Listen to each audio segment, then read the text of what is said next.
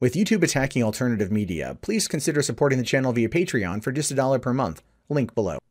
Hey, what's going on, everyone? My name is Matt Jarbo. This is the Mundane Matt channel, and Margaret Atwood.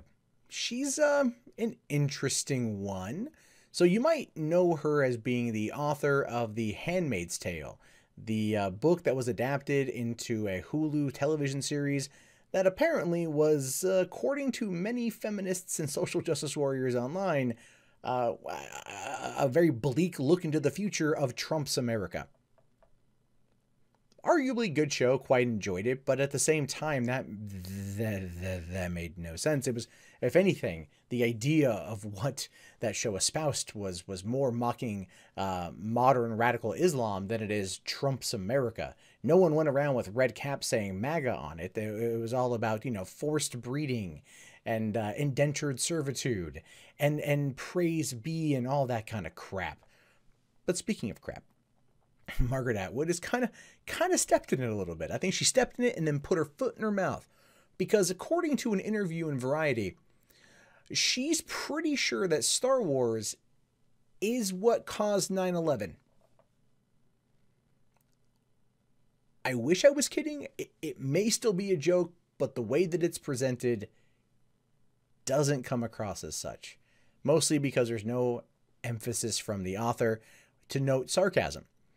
Now, it says here, shortly after The Handmaid's Tale first premiered on Hulu, author Margaret Atwood enjoyed a moment of renewed relevance as desperate Americans sought her opinion on what the fuck to do now that fascism appeared to have come knocking on America's front door. Keep in mind, this is coming from a Gawker, a Gawker subsidiary, so they're going to be pushing a lot of SJW narratives.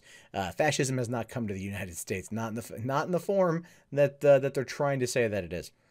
Now, a year later, Atwood is still being interviewed about The Handmaid's Tale in the age of Trump, which makes sense. Season 2 comes out here in a couple days. So yeah, they're going to be talking to her about it. And either she's getting bored with the whole thing and dropping in wild statements just to amuse herself, or being right about creeping encroachment of religious fascism in the United States doesn't preclude being very wrong on other things. For example, in a recent interview with Variety, she expressed her belief that the 9/11 hijackers were inspired by Star Wars. So, look, the series is about religious fascism.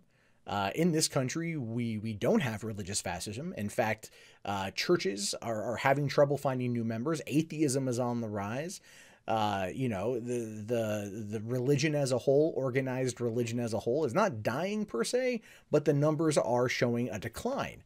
So to argue that we're seeing religious fascism in the United States in the age of Trump is one that is not only just horrifically misleading, it is so inaccurate, and it could only be a work of fiction, much like The Handmaid's Tale.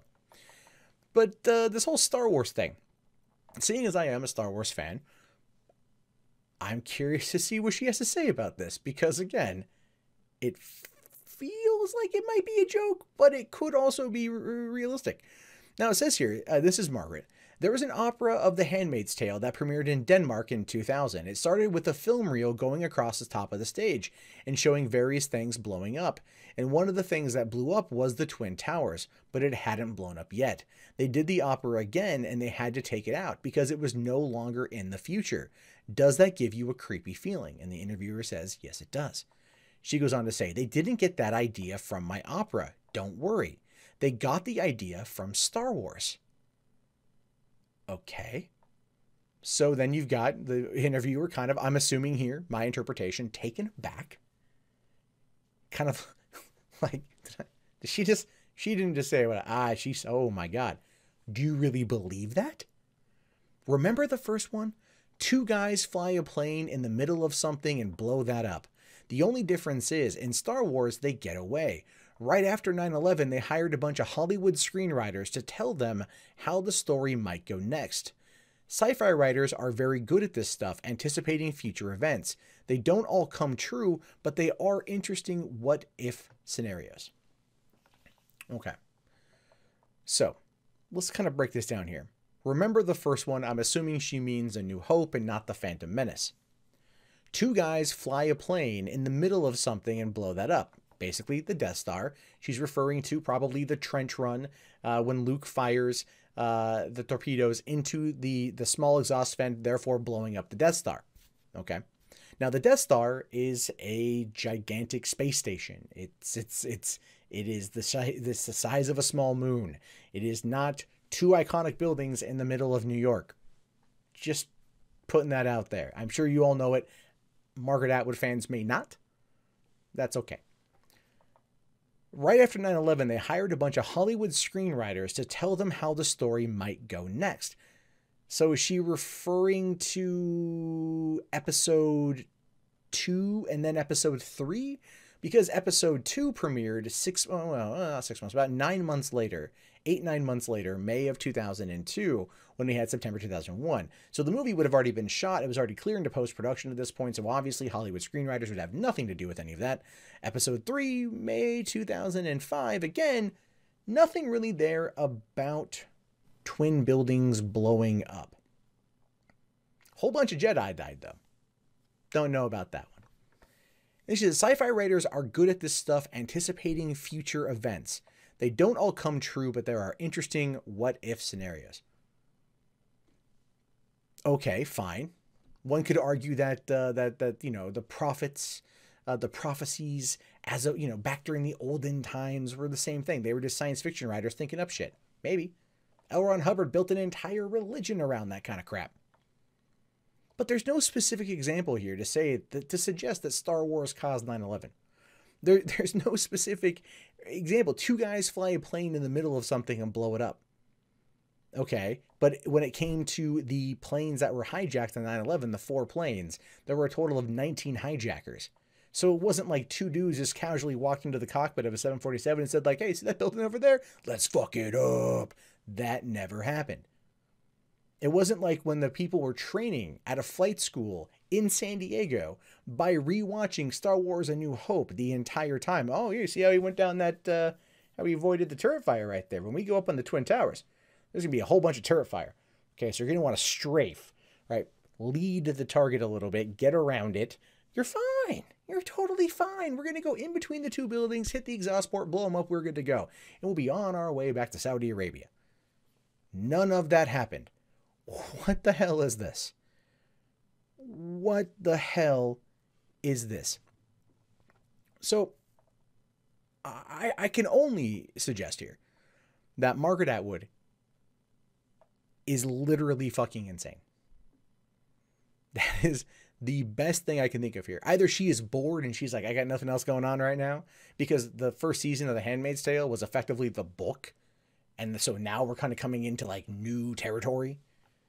And so she's going to be like, oh, she's just probably a consulting producer on the thing.